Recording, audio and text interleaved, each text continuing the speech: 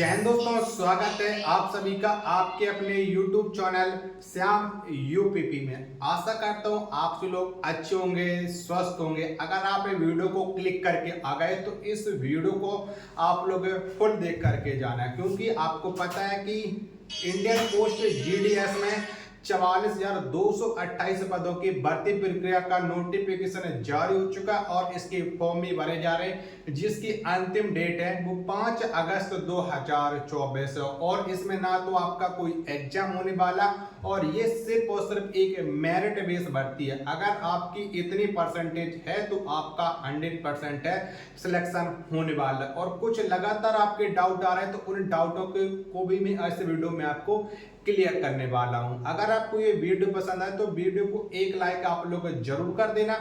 Channel को आप लोगों ने अभी तक सब्सक्राइब नहीं कर रखा होगा तो चैनल को आप लोग जरूर सब्सक्राइब कर लेना। वीडियो को ज्यादा से ज्यादा अपने सभी दोस्तों के पास है शेयर जरूर करना। तो सबसे पहले है कि मेरिट कैसे बनती है।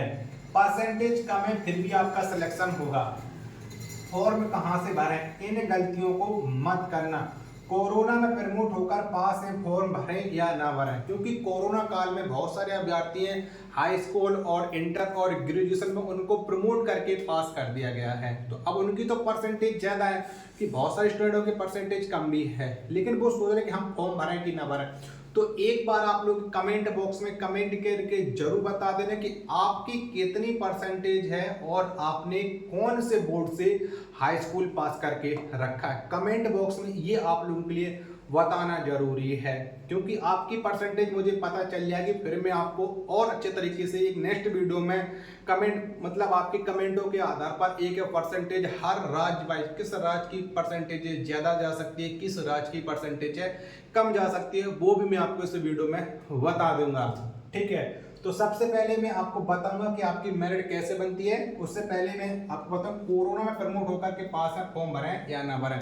बिल्कुल आप फॉर्म भरिएगा। ऐसा इस नोटिफिकेशन में कहीं नहीं कहा गया अगर आप कोरोना काल में प्रमोट होकर के पास हुए तो आप फॉर्म नहीं भर सकते। बिल्कुल आप फॉर्म भरिएगा। आपका सिलेक्शन होने के तो और ज्यादा चांस है, क्योंकि आपने बिना कोई एग्जाम दिए आपने इस हाई स्कूल परीक्षा पास कर लिया और किसी स्टूडेंट के 80%, किसी के 90%, किसी के 92% है। कोरोना काल में बहुत सारे अभ्यर्थियों को प्रमोट करके पास कर दिया गया, उन स्टूडेंटों के लिए तो सबसे अच्छा चांस है। तो प्लीज ये बात आप लोग ध्यान रखिएगा। ठीक है, 5वां पॉइंट आपका क्लियर होगा। फॉर्म आप लोग जरूर भरो, क्योंकि इसमें ना तो आपका एग्जाम होने वाला है, ठीक है, बिना एग्जाम दिए आपकी जॉब लगने वाली है। और इस जॉब को क्लियर करने के बाद आपके पास एक सरकारी जॉब हो जाएगी। आप किसी दूसरे एग्जाम की भी आराम से मन लगा करके तैयारियां भी कर सकते हो। और किन किन गलतियों को आपको नहीं करना है, आप फॉर्म भरो, आपको कोई गलत जानकारी नहीं देनी है। अगर आप गलत जानकारी दोगे तो फिर आपका जब भी आपका डॉक्यूमेंट वेरिफिकेशन होगा वहां से आपको बाहर कर दिया जाएगा।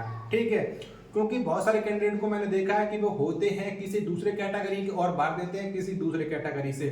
ठीक है, परसेंटेज आपकी थोड़ी बहुत कम है तो उस कैटेगरी से भरते हैं जिसकी परसेंटेज कम जाती है। लेकिन जब डॉक्यूमेंट वेरिफिकेशन होता है तो वहां पर आपसे डॉक्यूमेंट मांगे जाते हैं, लेकिन आप डॉक्यूमेंट नहीं दिखा पाते तो फिर आप लोगों को बाहर कर दिया जाता है। प्लीज आप लोग ध्यान करना, कोई भी गलत जानकारी आप अपने फॉर्म में मत भरना, क्योंकि ये हर साल वैकेंसी आती है, लेकिन इसमें अगर आपका सिलेक्शन हो जाता है तो बहुत अच्छी बात है।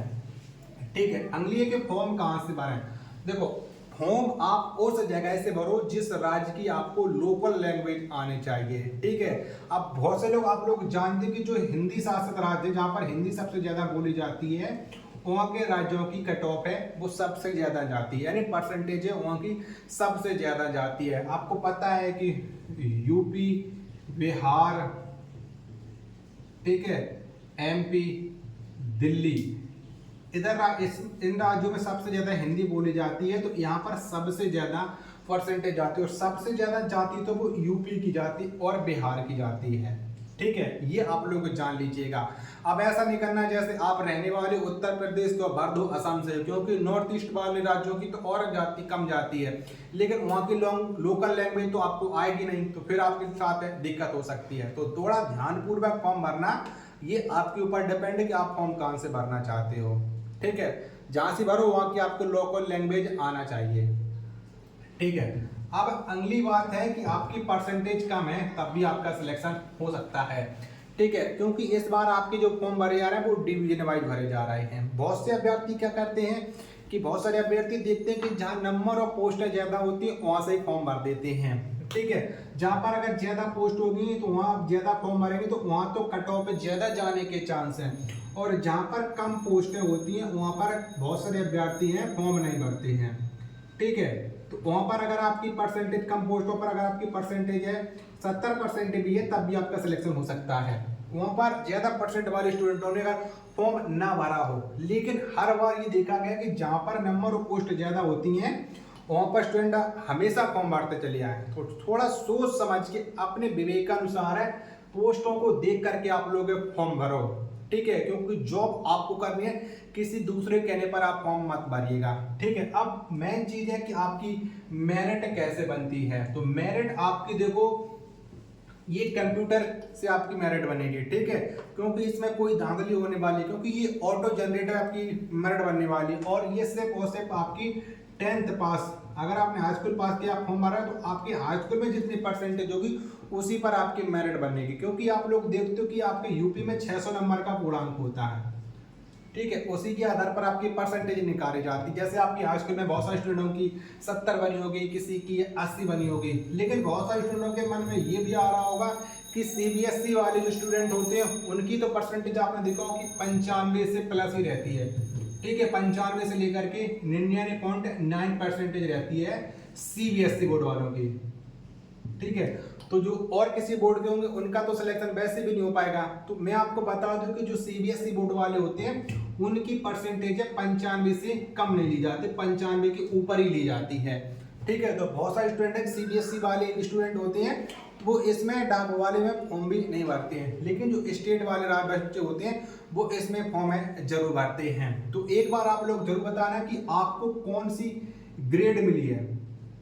ग्रेड से बहुत सारे स्टूडेंट है ग्रेड से पास होते हैं, ठीक, किसी को A1 ग्रेड से, कोई B1 ग्रेड से, लेकिन जिनकी ग्रेड अच्छी होगी उसको सबसे पहले चांस मिलता है। जैसे आपने A1 ग्रेड से पास कर रखा है तो आपको पहले मौका मिलेगा, भले आपकी परसेंटेज कम भी हो चाहे ज्यादा हो, ठीक है। अब बहुत सारे स्टूडेंटों के मन में ये भी डाउट चल रहा रहता है कि जैसे 2 स्टूडेंट हैं, ठीक है, 2 स्टूडेंट हैं और उन दोनों स्टूडेंटों की परसेंटेज है 85, ठीक। अब इनमें सिलेक्शन किसका होगा, क्योंकि दोनों स्टूडेंट है और एक ही कैटेगरी के दोनों स्टूडेंट है। तो अब परसेंटेज अगर आपकी सेम होगी तो वहां पर आपकी देखी जाएगी डेट ऑफ बर्थ। किसी स्टूडेंट की अगर डेट ऑफ बर्थ है 2002 है और किसी की है 2003 डेट ऑफ बर्थ है, तो इनमें सिलेक्शन होगा तो वो 2000 जिसकी 2002 डेट ऑफ बर्थ है उसका पहले सिलेक्शन होगा। ये बात है आप लोग जान लीजिए, क्योंकि एज के आधार पर जिसकी एज ज्यादा होती है उसको पहले मौका दिया जाता है, एज जिसकी कम है उसको नहीं मौका दिया जाता है। तो ये बात भी आप लोग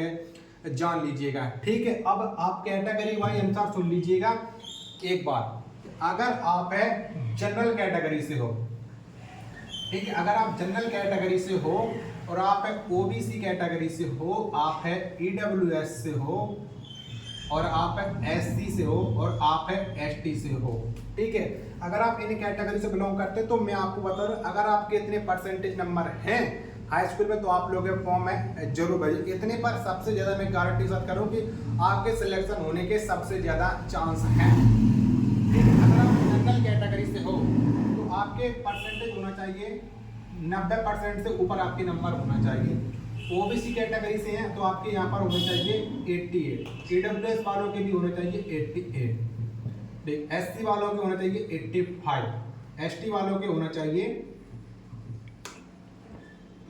70 नंबर, ठीक है। इतने नंबर अगर आपके हैं, क्योंकि इतने नंबर तो ये इतनी आपकी फाइनल पे लग जाएगी, इतने फाइनल नंबर पे लग जाएगी आपकी, मैं कह रहा हूँ, ठीक है। और बहुत से अभी आप कम भी बताएंगे तो कम होने के बिल्कुल भी चांस नहीं है, ठीक है। पिछली बार आप लोग देख लेना कितनी हाई फाई कट ऑफ गई है, ठीक है। तो यही कुछ महत्वपूर्ण जानकारी थी। अगर आपको ये वीडियो पसंद आई हो तो वीडियो को आप एक बार लाइक कर देना। चैनल को आप लोगों ने अभी तक सब्सक्राइब नहीं कर रखा होगा तो चैनल को आप लोग जरूर सब्सक्राइब कर लेना। मिलते फिर अपने एक और नेक्स्ट वीडियो में, तब तक के लिए धन्यवाद। जय हिंद मेरे प्यारे साथियों।